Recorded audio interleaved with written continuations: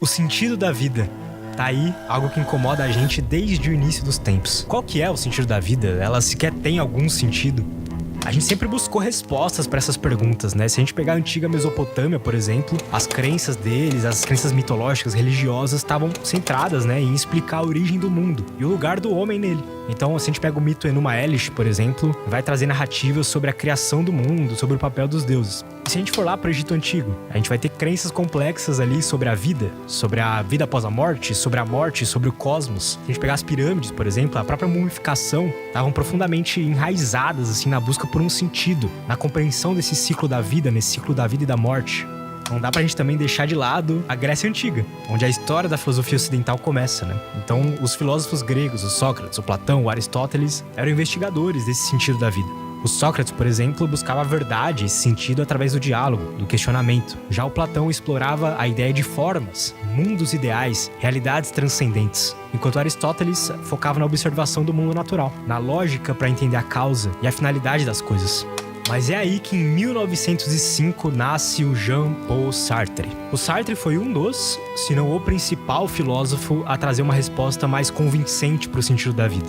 Para o Sartre, a existência vem antes da essência. Ou seja, para a gente ter algum sentido, primeiro a gente precisa existir. Então, para ele, o homem é uma criatura livre.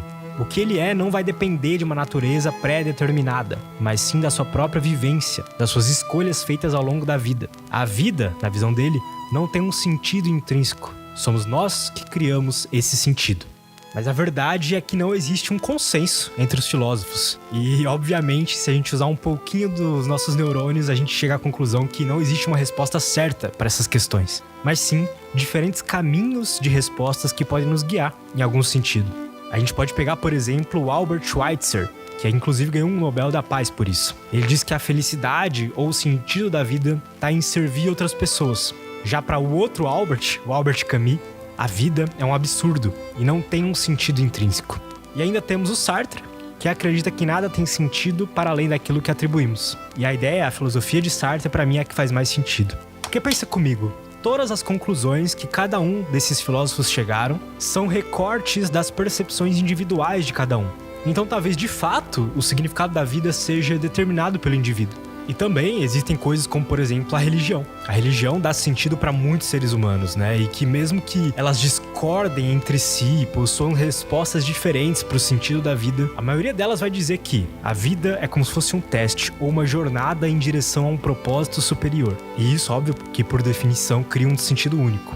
E para as pessoas que têm uma religião, o objetivo da vida se torna encontrar a vida eterna, né? Em religiões monoteístas, por exemplo, cristianismo, judaísmo, islamismo, o sentido da vida está ligado à obediência a Deus, está ligado à busca por salvação.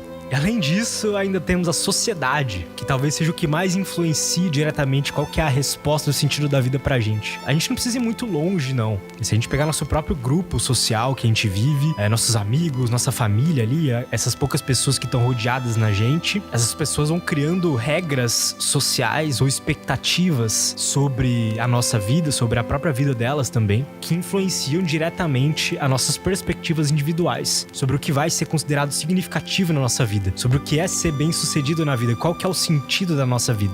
E aí, depois de passar por algumas inúmeras e severas depressões, eu decidi investigar um pouco mais esse assunto. Esse documentário é uma tentativa de encapsular quais foram os meus melhores achados. E aí, uma das melhores respostas que eu encontrei talvez esteja na filosofia do Sartre, na filosofia existencialista. Ou seja, ele definiu que o sentido da vida não é algo pré-definido, mas sim uma coisa construída por cada indivíduo, por meio de suas escolhas, por meio das suas ações. E aí, como ele mesmo diz, que a existência precede a essência. O que eu gosto dessa filosofia é que ela evita respostas fáceis, ela evita respostas universais, ela incentiva a reflexão.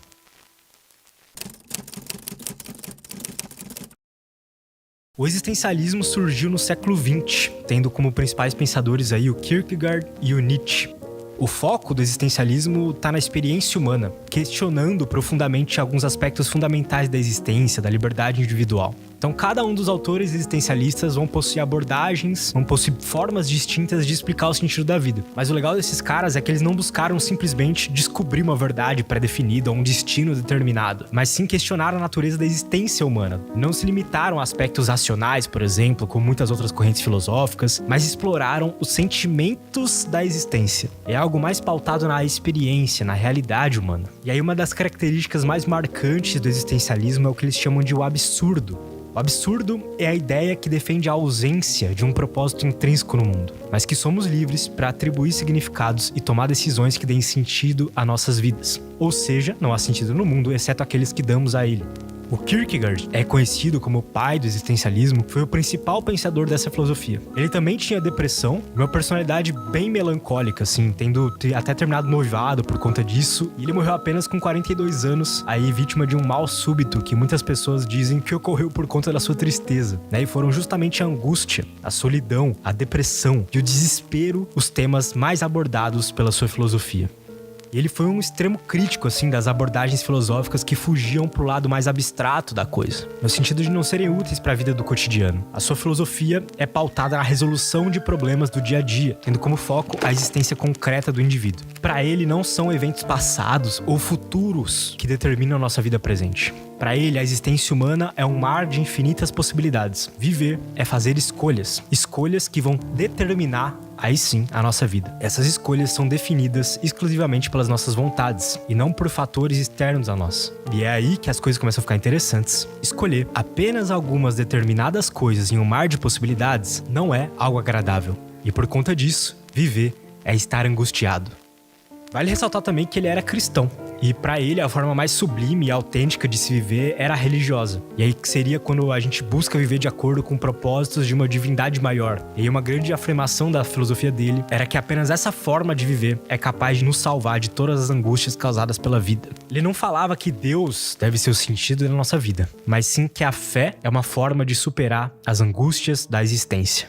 Já Nietzsche ia pro lado totalmente contrário, né? Ele tinha uma visão de mundo um pouco mais voltada pro ateísmo, trazendo a ideia de que Deus foi algo construído por nós e que, inclusive, ele está morto e nós o matamos. Ou seja, o centro da sua filosofia é que o indivíduo deve ser protagonista da sua vida. Ele não nos fala para ter fé em algo além de nós mesmos, mas sim que a gente deve dar ênfase para nossas emoções e para nossos sentimentos. Para ele, colocar a razão, colocar um ideal, um ídolo, num pedestal superior, era uma das principais causadoras do caos e da angústia da sociedade. Você vê que já é o contrário do Kierkegaard. O Nietzsche diz para não sacrificarmos a vida em nome de algo irreal ou projetado pela nossa cabeça. Ele diz que a gente deve valorizar a experiência real. A vida deve ser vivida e não apenas imaginada. A única coisa que existe é a nossa experiência. O passado e o futuro são mentiras. Tudo que existe está no agora. O resto é apenas uma ilusão. E na visão dele, então, não há saída para o sofrimento humano. E não importa o que façamos, em algum momento vamos sofrer. Mas também nos sentiremos bem. E depois sofreremos de novo. Depois nos sentiremos bem de novo. E essa é a vida.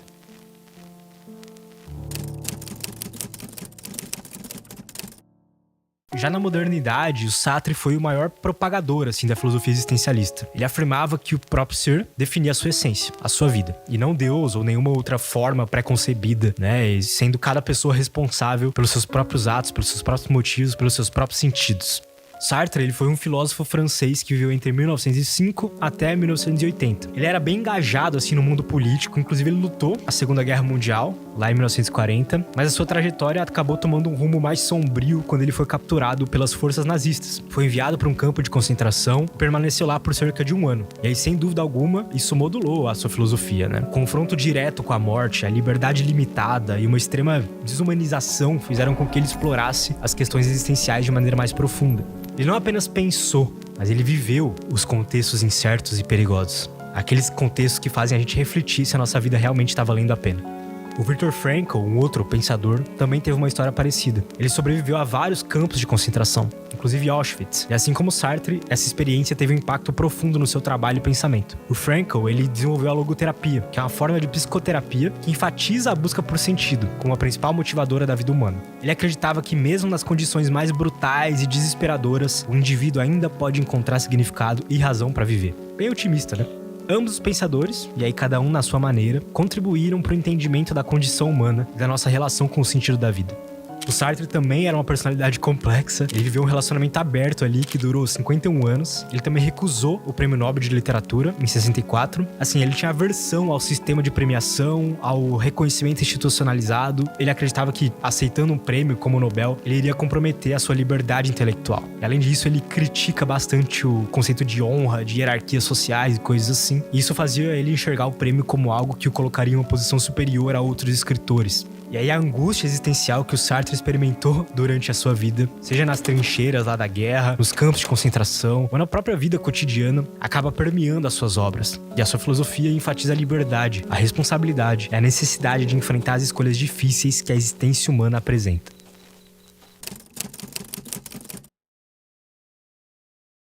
O homem é livre. O Sartre dizia que animais e objetos possuem uma essência que determina a sua ação e seu destino. Ou seja, para eles, a função existente dentro do mundo está limitada à forma como foram projetados. Então um gato jamais vai conseguir voar. A sua existência está limitada à sua essência. Já os seres humanos são diferentes. Como a gente não tem uma essência pré-determinada, o homem é livre. São os acontecimentos da sua vida e suas escolhas a partir deles que determinam a sua caminhada. Nós também não temos asas e não podemos voar. Mas devido à nossa liberdade, essa falta de essência intrínseca, a gente consegue criar um pássaro de alumínio gigante que nos permite voar. Ou seja, nós que damos significados às coisas. Ele dizia que o ser humano não é obrigado a nada, e por isso a gente pode viver de acordo com aquilo que queremos. Não existe uma natureza que limite o homem a viver de uma determinada forma. A gente tem a liberdade de decidir como a gente vai viver, os valores que a gente vai ter, o que a gente vai gostar, e todas as demais decisões tomadas durante a nossa existência. E para nós, a existência vem antes da essência, ou seja, não somos algo para então nos comportarmos como tal. Mas sim, primeiro vivemos para depois descobrir o que somos. A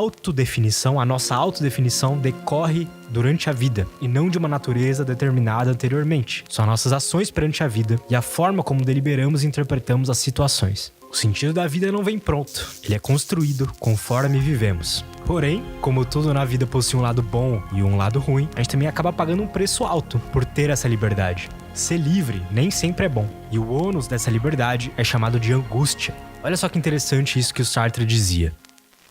O homem está condenado a ser livre, condenado porque ele não criou a si e ainda assim é livre. Pois tão logo é atirado ao mundo, torna-se responsável por tudo que faz. Então, como um efeito colateral da nossa liberdade, a gente tem a angústia, que é um produto causado pela responsabilidade de escolher a coisa certa, pois cada decisão que tomamos gera um resultado positivo ou negativo. Isso afetará a nossa vida e o mundo como um todo, e por conta disso a gente acaba tendo medo de escolher nossos próximos passos, já que o erro sempre cobrará um preço. A cada passo que damos durante a vida, a gente abre infinitos caminhos de escolha. Ou seja, ao escolher assistir esse vídeo, por exemplo, você gerou infinitas possibilidades de caminhos futuros, que vão desde se inscrever nesse canal, até ler mais sobre existencialismo, ou até largar tudo pra trás e viver uma outra vida. Enfim, essas coisas só são possíveis porque você tomou uma decisão inicial. E esse ciclo vai se repetir durante toda a nossa existência, desde o nosso primeiro suspiro até o apagar das luzes na morte.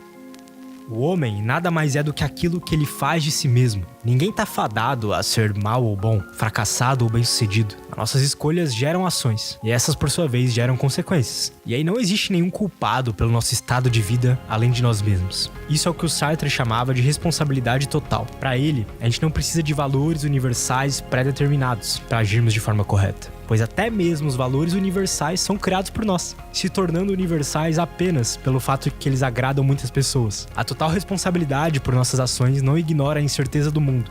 O Sartre concorda que existem condições que simplesmente fogem do nosso controle. Mas isso não elimina a liberdade. Uma coisa é o fato que ocorre conosco, e outra bem diferente é o sentido que damos a esse fato e o que decidimos fazer a partir disso. Então a gente não escolheu onde a gente nasceu, a gente não escolheu quem é a nossa família, que escola a gente frequentou, a gente não escolheu nem o nosso nome, né? E tá tudo bem.